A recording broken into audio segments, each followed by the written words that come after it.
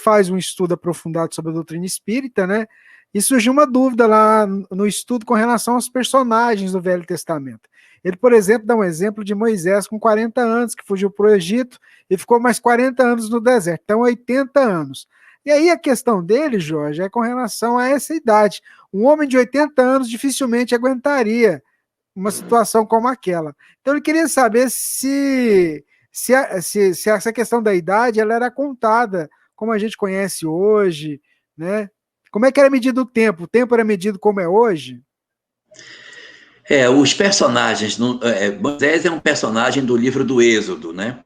Mas os personagens do livro anterior, que é o livro do Gênesis, esses é que são piores ainda, porque eles são de 200, 300, 500, 969 anos.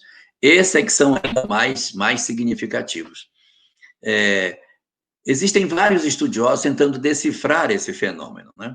Porque, evidentemente, que essa contagem não pode ser essa que a gente tem hoje. Não dá para a gente imaginar que seja essa forma de contar, porque é muito estranho. Aí alguns dizem, não, é porque não são anos, são meses, então, mas também não dá, porque José tinha 13 anos, e aí, senão ele vai ter 13 meses. Nada que se faz funciona. E alguns estudiosos levantam uma tese bem interessante, em que eles dizem o seguinte: se você pensar bem, no período da Torá, aquele período ali da época de Moisés, do Êxodo, com Abraão, Isaac, Jacó, essa coisa toda, você não tem a presença de uma vida espiritual na companhia dos conteúdos. A vida se passa só no mundo terreno. Para que você obedece a Deus? Para que Deus lhe dê vida longa, para que Deus abençoe sua descendência, para que você veja os filhos dos seus filhos. Existe um salmo que diz assim: Yevanechecha Hashem mitzion urebetu berushalayim.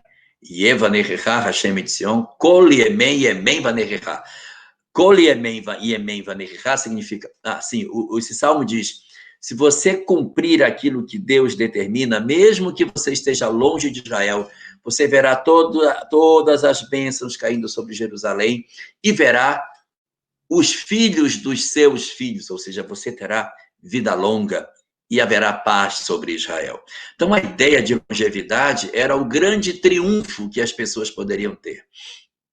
Por isso que os homens de Deus do Velho Testamento, principalmente da Torá, eram muito longevos, porque eles eram homens dados a Deus. Então, como é que Deus abençoa? Vida longa para aqueles que servem ao Senhor. E aí você vai encontrar esses personagens com essa quantidade de dias, lembrando sempre que o livro do Gênesis é um livro mitológico e que, portanto, os personagens que ali se encontram não podem, de maneira absoluta, de tudo aquilo que está colocado ali dentro. Mas só para encerrar a ideia de Moisés, eu quero só deixar uma reflexão para você. Quando houve o dilúvio, choveu 40 dias e 40 noites. Jesus, quando foi para o deserto, ficou 40 dias no deserto. Entre a ressurreição e a ascensão do Senhor, são 40 dias que ele fica na ascensão.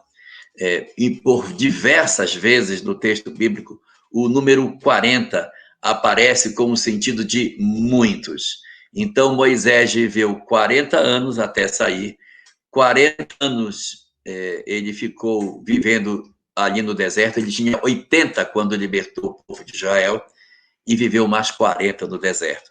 40 mais 40 mais 40. Nós temos um outro grande líder, grande estudioso da Torá, chamado Hillel. Viveu 40 anos como um homem comum, 40 anos estudando o judaísmo depois que ele ficou adulto, e 40 anos como sábio, 120 anos. Então, a ideia de 40, 40, 40 é muito típica entre os personagens que constituem o pensamento judaico.